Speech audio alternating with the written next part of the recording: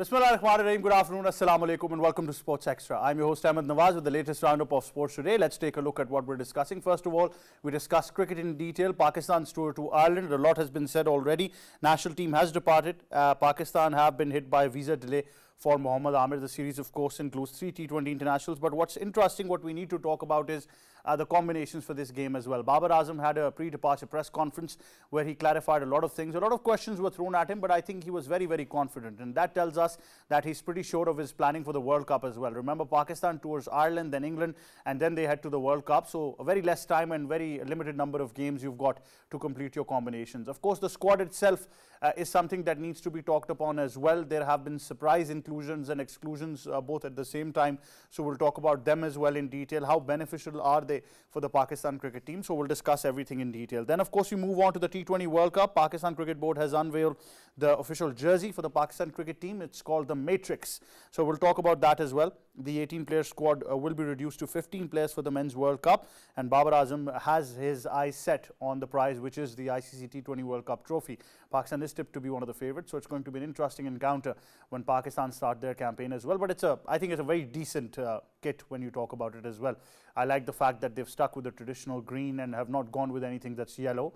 But then again, like I said, we've got mixed opinions. But overall, I think it's a pretty decent jersey. So we'll talk about that as well. Then we move on and we discuss the Aslan Shah hockey tournament, Pakistan versus Japan. The match has ended in a draw, 1-1. Pakistan have been superb throughout the tournament. They've won 2 games already. And now they've drawn their 3rd game, which has been 1-1. So they're still unbeaten in the tournament. Hopefully they progress and we get some good results there. Then we move on to the Kava Nations League 2024. Murad Jahan is going to lead the 14-member Pakistani squad. Pakistan will be facing Turkmenistan in the opening match on 11th of May, which is, of course, the national volleyball team has been announced. We'll talk about that in detail as well.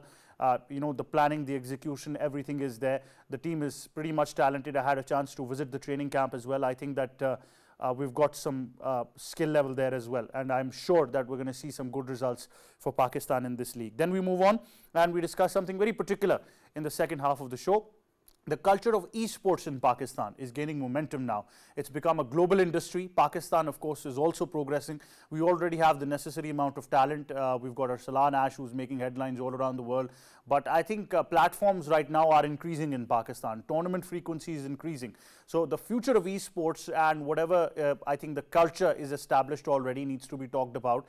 And what kind of platforms we'll be seeing in the future is very, very important. So we'll talk exclusively to someone who happens to be involved in the esports industry. Then we move on and we give you a huge news as far as MMA in Pakistan is concerned. The International Fighting Tournament moves into its 3rd edition. The Pakistan MMA Federation has already made the announcement that in the 3rd edition they're all set to host India versus Pakistan, which will be played in Islamabad at the Liaquat Sports Gymnasium at the sports complex in the federal capital. This is huge news. Of course, the 1st edition featured Pakistan versus Afghanistan. 2nd edition we had Pakistan versus Iran.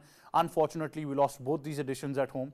But right now, whenever there's a sporting arena against India, things tend to heat up a bit. So I think hosting them in Pakistan is going to be very, very special.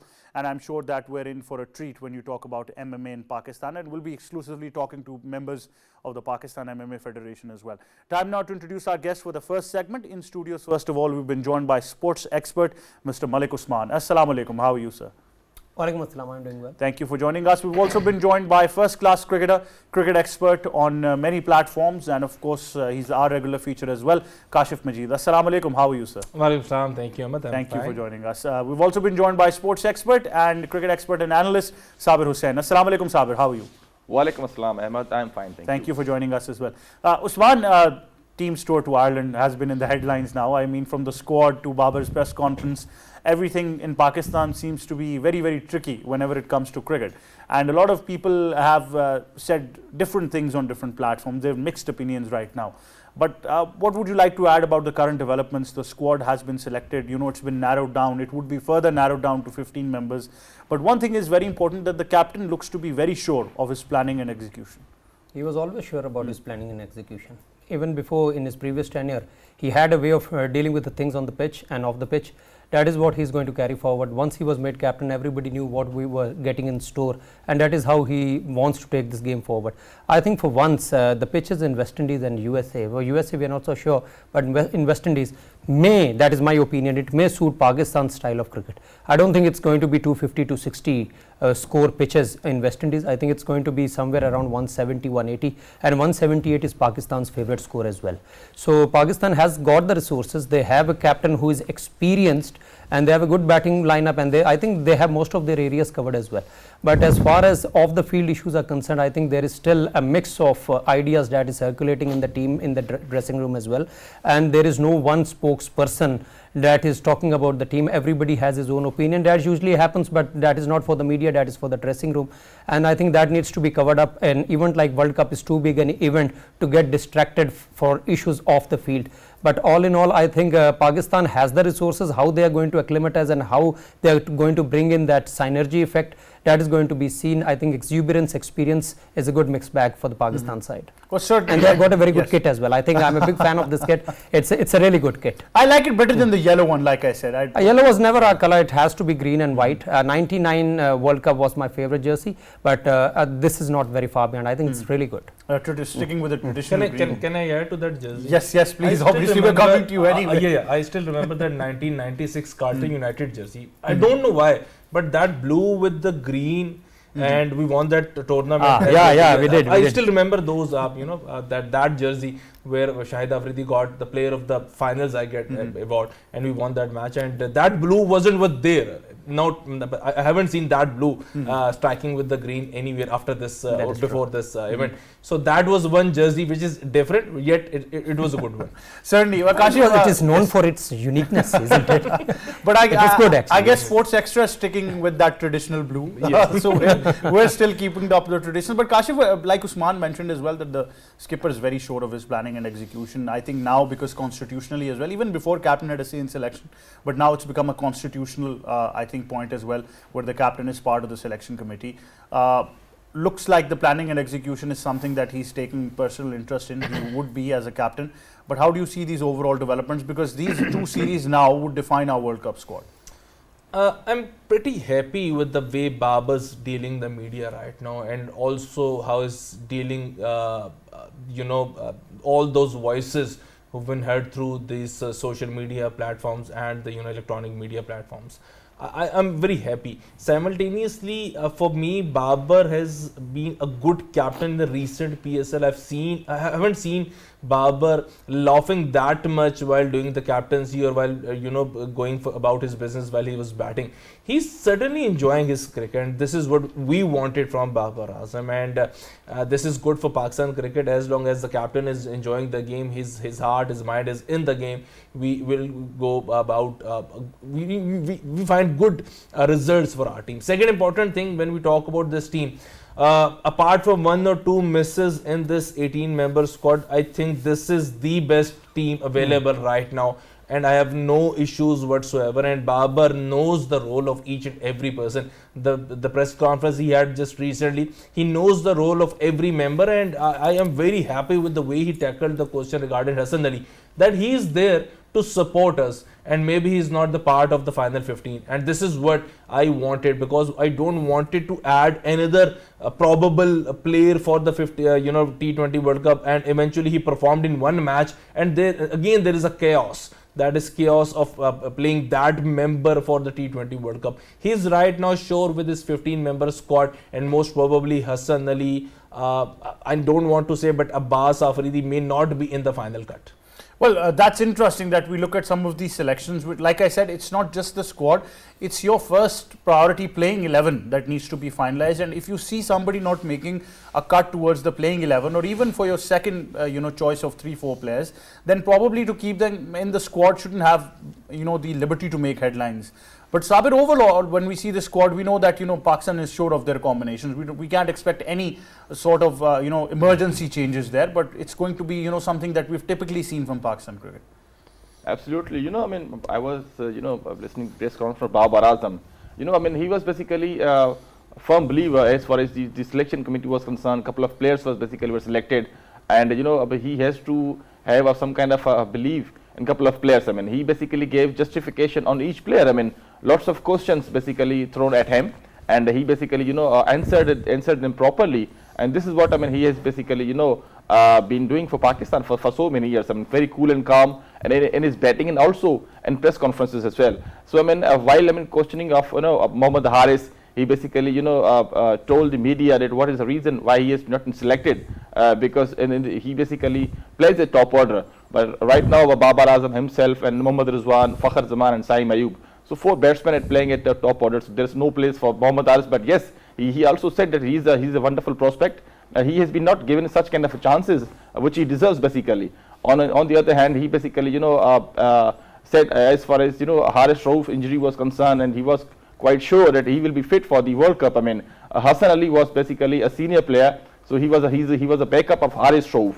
And Kashif Majid rightly said, I mean, that yes, Babar Azam was saying if a junior player, a young player could have been selected instead of Hassan Ali. So on the crucial moment, I mean, obviously you need to have some kind of experience, bowler. But I mean, Babar Azam is quite clear as far as his 15 players are concerned, in my opinion, because it's a long way process. I mean, for the last couple of months, I mean, he has been with the PCB chairman selection committee as well. He has a say, obviously, because he's a member of selection committee. So I mean, he's not only one to blame as far as the couple of players were selected. So I mean, in my opinion, he has to basically utilize the bowlers. I mean, Abbas Afridi you're talking about, he won't be in the playing 11. I don't think so, because he must be playing in a couple of matches, because you need to have a rest. You need to have a couple of rest the fast bowlers like Shaheen Afridi, maybe Mohammad Amir, Haris Rauf. Is he coming? If he is coming back from injury, then you need to rest him for a couple of matches, like important matches. If Pakistan basically qualifies for Super 8 stages, then Pakistan basically will be facing West Indies, South Africa as well. A couple of mighty all the top sides, teams in the world. Yes, absolutely. So for this reason, against Ireland, against Canada, against USA as well. So you can have Abbas Afridi. Now, Abbas Afridi, by the way, did really well, especially at international arena. Not on the PSL, but in the series against New Zealand, in New Zealand, and here in Pakistan as well. So he basically bowled tremendously well. So still he's learning. If you compare Zaman Khan and Abbas Afridi, so Abbas Afridi is doing pretty well, I believe. Absolutely. I think Zaman becomes a bit one-dimensional. Abbas has got that variation,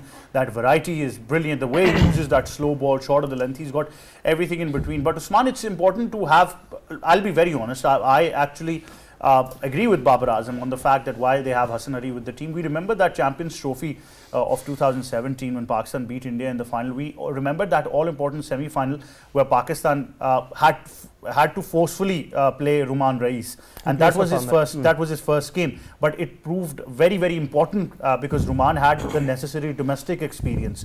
So and Hassan already has international experience as well. So God forbids if there's a serious injury or there is some place where you need somebody, then better to have Hassan Ali than somebody who cannot hold his nerves on such a big stage.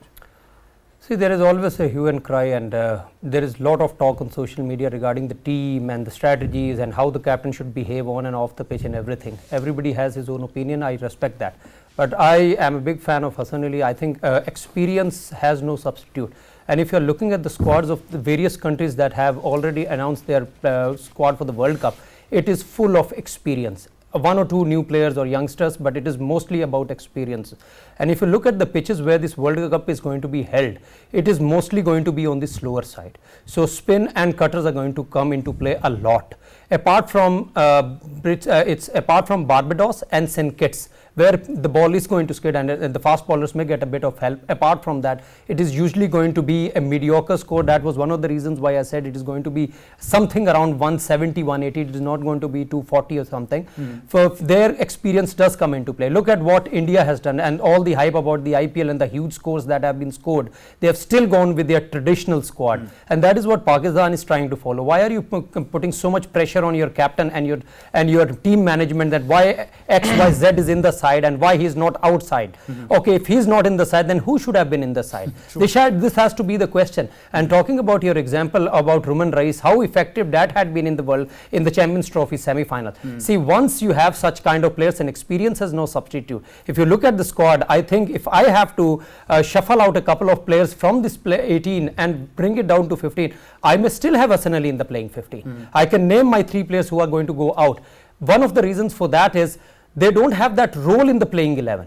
For example, if you're talking about Abbas Afridi, I think he's a fantastic player. He's a good player. He has been performing all round for the past couple of years. But if you look at his T20 record and the time and the conditions where he bowls in, you have many bowlers to perform in those situations. I'll give you an example. He is most effective in the death. You have Zaman for that, you have Haris Rauf for that, you have Amir for that, you have Shaheen Shah Afridi for that. So where is Abbas going to bowl?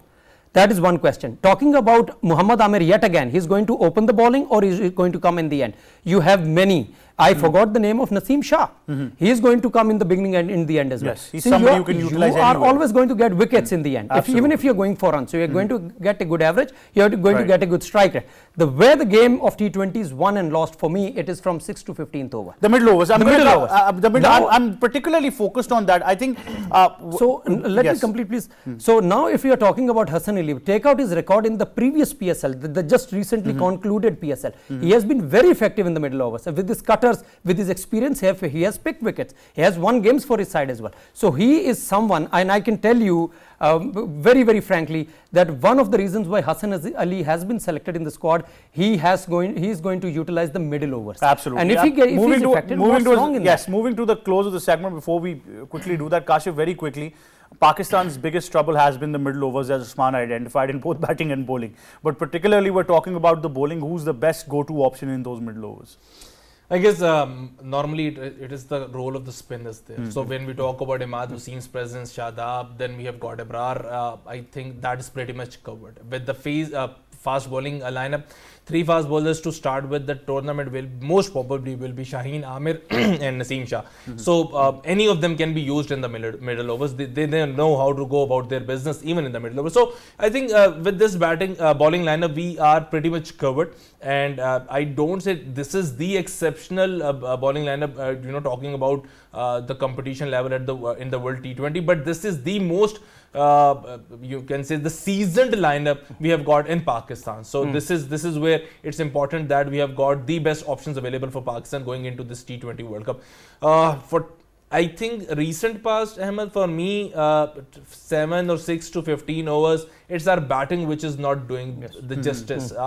We started T20 in 2006 just with the world, and we were the best team who can cope up with the spinners. We have got at that point of time Yunus, Misbah and Shoaib Malik. Actually, we were the team who was waiting for the spinners to come into the action and we can score runs. So this is where we have lost the plot in the recent past. From 7 to 15, we haven't got a quality player who can play spin well. Shoaib Malik, he was part of the squad till 2021 and he was doing that job. But after that, Fakhr, you can say Iftikhar, and everybody is struggling.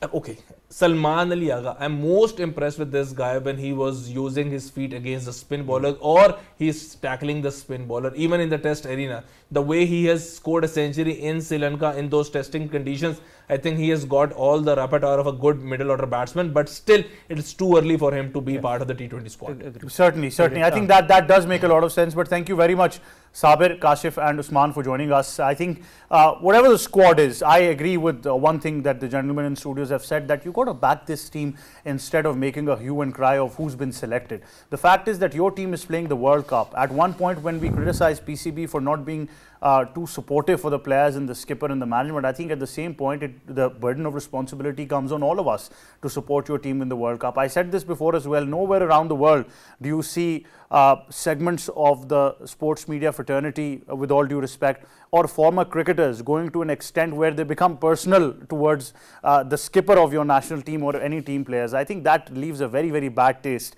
in the culture as well, and that is something that needs to change on a wider perspective, including on the point of former cricketers who make such kinds of statements as well about current players. So I think there can never be any comparison. Those greats have served Pakistan, and now it's the turn of these players who need all the support as well. On that note, we now shift our focus to hockey, where Pakistan have been superb in the Azlan Shah hockey tournament. And of course, we got to talk about Pakistan's campaign so far. They won 2 games initially. Today, they were up against Japan. The match ended in a 1-all draw. It was a superb performance once again by the men who are representing Pakistan. And of course, we really need to, I think, understand that it's a majorly improved performance. And now, of course, they play their next game, which would be the fourth of this tournament as well. And they've got every chance when you talk about this, the skill that needs to improve time and time again when you talk about the international level of hockey. So I think Japan a 1-1 draw.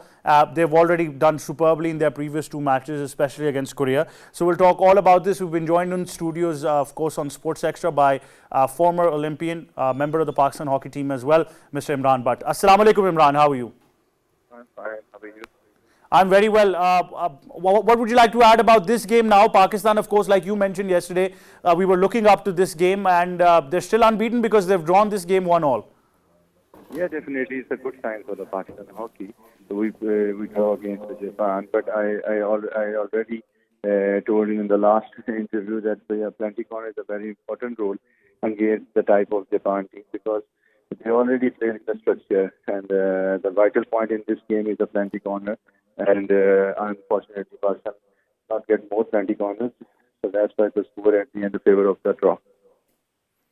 Certainly, they now move on to their next game as well. We've got all eyes there as well. How would you add to that performance, considering throughout what they've gone through the tournament, won 2 games, have drawn 1? So what kind of confidence are they carrying into the 4th game? I think so. The next game against the Canada is the easiest one game, because the Canada team is just like a development team. So Pakistan have a good chance to set their goal average in the favor of this game, because every team the score against Canada is 7-1, 4-1, 3-1, 6-1. That's good for the Pakistan, because Pakistan left 2 games against one of the Canada and one of the New Zealand. The both teams are the development squad. The Pakistan have a good chance to set their goal average and qualify for the final for in the comfortable zone. Certainly. When we talk about the team environment right now, when the team's winning, everything's great. But as a player, you can identify this yourself as well, that once you're winning games and you're playing like a team, what kind of difference does it make to the mental approach of these players? Yeah, definitely. Just like if you win every game and one of the game you draw, that we are a good environment in the team. But the main thing is we have our final destination is the final, and we must win for the final. So the tournament is left. This time we cannot be celebrate these games. So we just focus on the final. If we win the final, then we celebrate for the games. Certainly. Well, like I said, that now they move on to the 4th game, so we're all very hopeful. Thank you very much, Imran, for joining us on Sports Extra and for talking to us regarding the game as well. Now, of course, we move on to volleyball as well. The national team has been announced, and like I said, that there's a tournament coming that has all eyes on that. I was very fortunate enough to visit the training camp of the Pakistan national volleyball team, and I saw not only some great talent, but the effort that was being put by the technical staff, including Mr. Rubin, who is, of course, the coach of the national volleyball team as well. I think we're in for some great results as well. When we talk about this entire prospect and this tournament itself, it's a great opportunity for Pakistan, not only to improve on the way they're playing volleyball. Of course, we need to match those international standards as well. But at the same time, we do talk about the Central Asian Volleyball League that is going to make a big difference in Pakistan as well. So, of course, the necessary amount of talent is there. Now they're getting a camp that was underway at Liaquat Gymnasium in Islamabad as well. So we, of course, are looking forward to this, and we wish all the best to the boys in green to represent Pakistan in this league. Now, of course, we come to something very particular in Pakistan, which has got a lot of eyes on it, and I know that a lot of you are already involved with the subject. We talk about esports in Pakistan. When you talk about esports, I think it's a global growing industry now. You can't just label it as something that is on a unified platform, but it is a global industry. In Pakistan, talent is already there. We're seeing a frequent increase as far as the platforms are concerned, tournaments are concerned. Obviously, you need to keep the groove going. You can't just label it as once a year event. But I think the talent now is very, very happy. When even you talk to some people who are actively involved in esports, who are playing themselves, they're very happy that it's growing with each passing day, and they're getting a lot of opportunities in Pakistan. Otherwise, you see major tournaments happening around the world in Pakistan, not only just Arsalan Ash, but there are also other players as well who have represented Pakistan at the international level. But Arsalan has stood out amongst all of them because of the fact that his journey is brilliant. His commitment to the sport is brilliant, and he's actually been one of the reasons why Pakistan has been identified on the global map of esports as well. And alongside that, we've got something very interesting to share about MMA as well. I think both these things combined are going to be on the show in this segment. First of all, we're very honored to be joined by somebody who happens to be an expert in the esports gaming industry as well. He's also the founder of Future Fest. Very honored to be joined by Mr. Azam. Assalamu alaikum. How are you, sir? Walaikum Salam ji, Alhamdulillah. Thank you so much for inviting. Thank you very much for joining us. We've also been joined by the Honorable President of the Pakistan MMA Federation, somebody who's actively involved in not only promoting MMA in Pakistan, but all kinds of sports. And he himself happens to be involved in many things, including, I think he's a man of many talents now. MMA, rally racing, tent pegging, you can think of any game, and I think he'll certainly ace this. And now I've heard that these days he's going to be trying out esports very soon. Mr. Babar Qayyum Raja. Assalamu alaikum, sir. How are you? Walaikum Salam, Ahmed. Thank you. Thank you very much for joining us, sir. Great to have you on the show as well. Now, Mr. Azam, let's start off from your end. I think, like I said, that it's a global industry now. And we're very glad that in Pakistan it's gaining some momentum consistently. We've got some platforms. How would you like to identify this in the country? So, we've been running Future Fest, which is the largest tech event in the country. And one of the key focuses of the event has been conversations around esports, gaming, the potential of Pakistan, especially in light of the achievements that have already been made by players like Arsalan Ash, and there's a team called I8 that is also a world champion in PUBG. Now, I think it is a very positive news that just today a meeting was held at the Prime Minister office to create a strategy, consolidating the whole industry, bringing all stakeholders together to create a strategy for the growth of esports as a formal sport that people can pursue and make a career out of it. I believe that our learning from this ecosystem, from this industry, is that esports might even be bigger than the traditional sports that we've pursued so far, and it is very global in nature. When Arsalan wins, there are millions of people that see Pakistan around the world, and they're not individually successful, they're also successful in terms of being a Pakistani. And I think this is the most beautiful aspect of esports, that whatever you do, it goes online, and that I'm very hopeful and positive to see that the Prime Minister has paid very close attention to promoting and supporting esports and these very players in Pakistan. Wonderful. Babar, you've had the opportunity to see this subject globally, not just in Pakistan. Of course, the way the world has approached it is something different. For our part of the world, it's comparatively new, although I won't say it's completely new, but comparatively new to many people, or many people involved in the corporate sector to understand this as well. Where does Future Fest come in all of this, as Mr. Azam also highlighted, and the fact that you are actively involved with the generation that is participating in these kinds of tournaments? What are their thoughts when they think of a consistent platform in Pakistan? Ahmed, when you talk about esports, it's a reality now.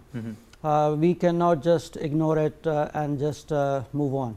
This is a huge, big reality, and world over, it's known to be the fastest, or I don't call it growing. It has grown big time already.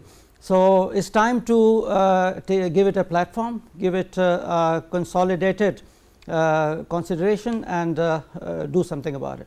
No, certainly. Mr. Azam, when you talk about the platforms themselves in Pakistan, I understand Future Fest because, like I said, before the show as well, I had a chance to I couldn't unfortunately visit, but I was up to date with all the insights that were happening during the event as well. It was very widely perceived by the audience in Lahore particularly, and people from all across Pakistan were able to reach there as well.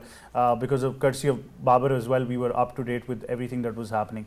So that was, the initial part of it when you talk about that. But like I said, that there needs to be a very defined roadmap with whatever you're doing in Pakistan particularly. I don't believe that you can do an event and then think about the perception and then move on. You need to be defined in your strategies. Like you mentioned that the meeting at the Honorable Prime Minister's office was very fruitful. But apart from that, how would you identify the roadmap that Future Fest has planned for various activities across Pakistan? Sure. So I think we've had the honor of being the leading educational platform when it comes to technology, digital economy, and that includes not just esports, but things like virtual assets. Pakistan still doesn't have a clear roadmap with that. But I'm glad to report that there are very progressive steps being taken both from the policymaker side and the private sector. Our role as a conference, as a platform, as a connector is to ensure that all the stakeholders are part of the conversation when such things happen, And I think the same has started to happen in esports, which is unprecedented so far. There's conversations to make a formal esports federation in Pakistan, right, which has the mandate to not just support the current players, but also foster an environment where we see more and more players from Pakistan traveling outside, competing globally. There's a plan to host a national championship for esports, right? Because gaming only becomes sports when you compete in it, right? And although the private sector has done wonderful esports events and festivals, just recently an event called Galaxy Gamer was held, where Arsalan Ash and a lot of other players were there. But there needs to be like more frequent events, more frequent championships like this, where the local talent can be nurtured and then they can be exported. And I use the word exported because whenever a Pakistani player from any sport, let alone e-sport, goes outside or participates in a global event, it is basically the Pakistani flag that they are promoting. And I think with esports we have the amazing opportunity that it takes very minimal investment in terms of infrastructure. You don't have to build like huge sports complexes. You just need basic equipment, even smartphones. And already I'm told that more than 4 million people play PUBG, right? And that's a competitive thing. Now even one of the global winners is a Pakistani team. And I think this is the opportunity that collectively we need to take hold of. And there is a task force being notified to create a proper strategy, which is formed of the very industry stakeholders and the policy public sector stakeholders to work together and make a roadmap of how to support this ecosystem and how to grow it in a much faster way, given that Pakistan has huge potential in this. Well, Mr. Azam, I think unlike other sports, one thing is on the positive side of this is that there already exists a grassroots structure. Because so many people are already involved in esports or e-gaming. I think the grassroots level is already there. But like you talked about, that your prime focus or your goal has to be to make it a consistent platform where we have representation in frequent numbers, not just in limited numbers capacity, all around the world as well. What about the concept of bringing international players to Pakistan? I think that attracts a lot of people when we talk about Pakistan becoming a destination for global esports arenas. Absolutely. I think that's a very key point. One of the things that we have experienced while doing Future Fest and our other technology events is that a lot of people outside Pakistan are very eager to come into this country. You just need to make platforms and events where they can come in and also learn more about Pakistan, right? I think the same rule applies with esports, and one of the key role that our organization is trying to play here is not just bring together the local esports ecosystem, but also connect the dots with, for example, Saudi Arabia and all the other international organizations and players and associations, because this is a very global sport. And Alhamdulillah, yes, Pakistan, I would say, is already a very well-established name in the global arena. I would credit this, partly to Arslan Ash for winning like 3 times taken world champion. This in comparison is like you have a Babar Azam, but then, if they are in esports, they do not get the support that they deserve, right? And that is one of the key efforts here as well, that we support the players that already exist. We invite the world to visit Pakistan, to participate in these championships, to meet the local talent that is already doing some amazing work. Certainly, and very quickly, I must ask you, for our viewers particularly who are interested, what can they immediately expect next from Future Fest? When is the next edition? What do they look forward to? So the next edition of Future Fest, because it is an annual event, will take place in next January. But before that, you can expect a lot of things in esports. You can expect creator events and a lot of related things to technology, which we are getting the opportunity to work throughout the year. And inshallah, the build up of all of these efforts, we will collect it and then invite you all to the next Future Fest in the next January. Hopefully, inshallah, we hope so. But first of all, congratulations, Mr. Azam, on setting the trend. I think it's all about the first step, which is the hardest one. And I'm very, very hopeful that we've got a great future in store, and all the very best as well. Of course, now this brings us to Mr. Babar, who's particularly not just here for esports, but he is here to make a very, very big announcement. For somebody who's actively involved with MMA, myself, I can tell you that the first 2 editions of the International Fighting Tournament have been absolutely superb. I'm going to make you understand the structure as well. We started from, all the way from SAG MMA, I still remember. cold winter nights of Lahore, and we used to have a arena. Very, very thankful to SA Gardens at the same time as well for setting a platform and giving a home to MMA in Pakistan as well. So credit to them as well, because they were one of the initial, I think, and still are the biggest platforms for hosting MMA in Pakistan. They became the home of MMA in Pakistan in Lahore. And then, of course, it moved on to NFTs and IFTs, and this plan that was perceived by Mr. Babar Raja actually came to a reality. The first season we hosted Afghanistan. The second one we moved into Pakistan and Iran.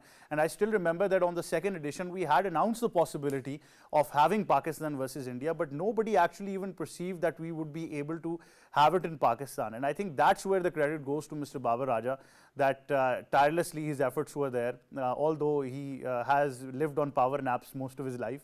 But I think frequently those efforts have now been transformed into a reality. So Babar, I'm going to let you do this announcement, because like I said, we had perceived Pakistan versus India, but I think what you've achieved apart from that of holding it in Islamabad is something which is going to make headlines and already is all around the world. Yeah, Ahmad, you've been along all this journey, and we thank you for putting it in media, in channels where it matter a lot. Pakistan versus India is happening on the 17th of August 2024 at the Liaquat Gymnasium, Islamabad, inshallah.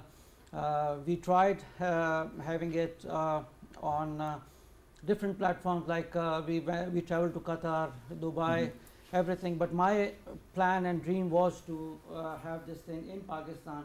And this level of MMA, we could not, we were deprived of it. This nation was deprived of it for a very long time. Now it's time for Pakistan, India and the whole world to witness Pakistan, India, 11 pro fights in Islamabad, in Pakistan, and it's happening. Well, certainly, talk us through those first two editions as well. I still remember the very initial season of IFT, because at the same time, simultaneously, we also had the National Fighting Tournament. So I think the biggest part of this entire journey, I think, has been that you've been scouting talent all across Pakistan. And of course, once we promote them on the national level, they have a platform. But once you transform them from a national player to an international player, what's that transformation like for the players themselves as well? Ahmad, the amateur circuit and the youth and the junior circuit plays very important role. When you talk about professional players, they go in the ring or cage and they finish the fight in 1 minute, and that's all we see. But what the story behind is like maybe 2 decades of hard work and training and competition and fights. So professional player needs a basic platform which the amateur platforms provide him. And we realized this from the very beginning. Nobody was trying to invest in amateur level because it doesn't pay you that much, it doesn't have that much viewership, and sponsors, they are reluctant. But we thank SA Gardens as a group for investing in MMA and investing at a very initial stage of MMA, that is amateur. And then you have NFT 1, NFT 2, NFT 3, and now we are going for NFT 4, inshallah. This national championship is like the headline in MMA in the whole world when you talk about it. Nobody in the world spends money or gives this much money to players who are on amateur circuit. Nobody pays them. So that is something that was done by SA Group, and we are very thankful to them. Well, I think I can vouch for this, that no single platform in the entire world of MMA has hosted this many fights, especially on the women's side as well. We've got fantastic talent when you talk about our girls who are taking MMA as a professional sport, and I think we've got such a great future ahead. But at this moment, I think also the vision of the chairman of the Pakistan MMA Federation is very important, Babar. I think you would also like to highlight the vision that Shoaib Afzal Malik had and the way you and him have been able to transform that vision into a reality. It's not just about creating a platform, but it's about improving it consistently. And I think something that you mentioned, which was very important, that the financial support that is being given to the players, and not just that, I am also a witness of the infrastructure support that you're giving them as well, whether they want to come and train with the Pakistan MMA Federation, whether they want to join SAG as well. They've got all the opportunities that can be provided to them. Yeah, exactly. When you have a chairman like Shoaib Afzal Malik, the partnership becomes very friendly, and he's like a brother to me. He's been a friend and he's been a brother for a very long time. So this was the key moment when we started working on MMA, and me and him went. You've seen the whole story, you've seen the beginning, and you've seen now as well, and there's a lot to be done, inshallah. Still we are having this MMA event. You've seen our players winning in Dubai, Shahzeb Brind and Rizwan Ali beating India, and it made headlines all over. And these 11 fights, these are totally full contact MMA 11 fights happening on the 17th of August, and this definitely will do something in MMA when you talk about Pakistan and India. Certainly, I think Pakistan and India always becomes extra special when it comes to any sports, let alone a contact sports. I think it's going to be fantastic in Islamabad. But Babar, on a very final note, I've heard that Mr. Azam is one of your new students. How's he performing so far? Are you giving him the tough routine that you've given to many of your students right now? He's been very busy, and and he hasn't taken more than 11 classes so far in the last 4 months, and this is something that we are working on it, and we are very soon we are announcing his fight as well with one of the tech giants of Pakistan, and the name is coming soon. Certainly, I think he already has the middle name of future in him as well, so you can always call him the future Azam. But I think it's going to be very interesting. But thank you very much, Mr. Babar Qayyum Raja. Thank you very much, Mr. Azam, for joining us as well. It was a pleasure to host you. So for all of you, if you want to get in touch with Pakistan MMA Federation, now is the time, because August is when we host India in Islamabad at the Liaquat Sports Gymnasium. It's going to be absolutely fantastic. Now, before we go, we're going to move on to volleyball very quickly as well. We've been joined by the coach of the national volleyball team, Mr. Ruben Volochin, who joins us. Thank you very much for joining us, Ruben. First of all, what would you like to highlight about the squad that has been announced, and especially the importance of this league that is happening? Hi, how are you doing? I hope everything is okay. We are very happy to host the Kava League. It's a very interesting tournament, also that it be a preparation for our main duty in this summer, which is the Asian Volleyball Challenge Cup, and we are very excited to host this championship here in Islamabad. Well, certainly, Ruben, the camp has been fantastic. Like I said, I was, lucky enough to witness some of the trainings there as well. And now subsequently, we've got a squad that has been announced that is being led by Murad. What is their focus? What are you looking to achieve at? Because it's not just the league itself, but we're looking at the sharing of knowledge and experience by playing these international teams as well. Yeah, right. You are right. I think that we are looking for, first of all, to tune the team to get the best performance possible in this period. We are just running around 20 trainings only before this championship.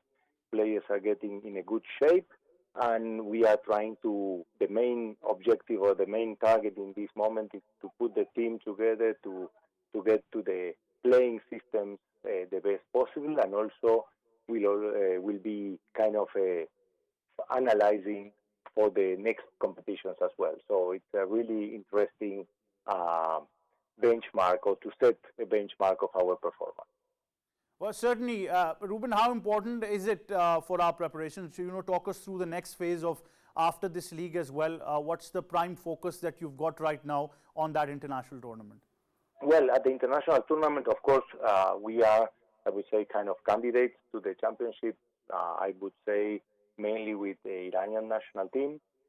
We exactly don't know which kind of team will Iran send here, but always Iran as a top 10 in the world, any kind of team they will send, it's a really interesting group of players they have. And for us, would be very good when we can go to the final and play the final games with them. This is the main target. Of course, we need to look the best performance we can play. Would be fantastic looking forward and win the championship. We are preparing the team to go for the championship, of course.